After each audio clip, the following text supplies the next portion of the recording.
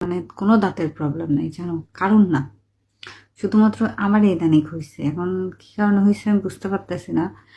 Paste আমি ব্রাশও ঠিক মতন করি, কিন্তু আমি যে ব্রড করি, যে তোমার এ হইতে পারে যে ব্রড করার কারণে আমি রাতে খাবার খেতাম, ধরো ব্রড করে তোমার রাতে খাবার খেয়ে আমি ব্রাশ করতাম না, অমনি ঘুমাই যেতাম, হয়তো বা খাবারগুলা দাঁতের মধ্যে রয়ে গেছে।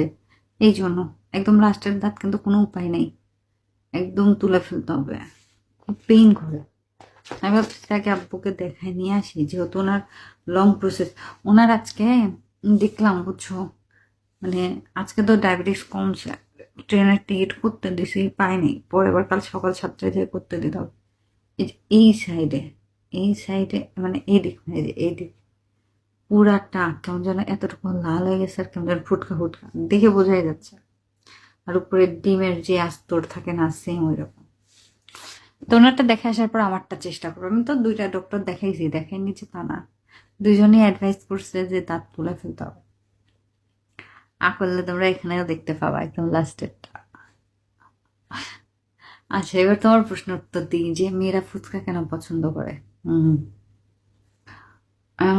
মেয়েরা ফুচকা জাতীয় না, তোমার চটপটা টাইপের খাবার, যেমন মুখে লোভনীয় যেগুলা, সেই খাবারগুলা খেতে পছন্দ করে।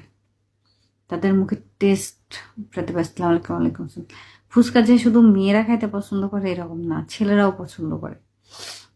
বাট কি, ছেলেরা হচ্ছে টক থাকতে, তাই টক থাকে তাই না, আমি তোকে বলি টক থাকে। ফুচকার টক কিন্তু একটু অন্যরকম হয়, নর্মাল টকের মতন হয় না। আমাদের রাজশাহীতে যেটা বানাই সেটা হচ্ছে তোমার ওই যে 2 টাকা দামের তেঁতুলের আচার পাওয়া যায়, তো মনে আছে প্যাকেট, ওই তেঁতুলের আচার দিয়ে তোমার ভিনেগার দিয়ে আর একরকম মশলা দিয়ে ওই টকটা বানাই, বুঝছো। ওইটা মুখে দিলে তোমার একরকম অন্যরকম ফ্লেভার আসে, ঝাল টক, হ্যাঁ, ওইটা ভালো লাগে। আমি খাই, ফুচকা খাই, কখনো যদি সুযোগ পাই তাহলে অবশ্যই খাই। এমনকি আমার জন্য বাড়িতে ফুচকা যদি বাড়িতে কেনাটা নিয়ে আসে, আমি কি করি, চটপটিটা একদম বাটির মধ্যে নিয়ে আর ফুচকার খাপগুলো এভাবে ভেঙে তারপর ওই যে মুখের রুচিদায়ক খাবারের জন্য মানুষ খায়, আমিও খাই। ফুচকার দাম বেড়ে গেছে, এই জন্য ভেলপুরি খাই। সবার থাকে না, ধরো মেয়েদের নেচার কিছু এরকম, ছেলেদের নেচার কিছু অন্যরকম। তাই হ্যাঁ, আমি সুযোগ পাই না খাওয়ার, বুঝছো।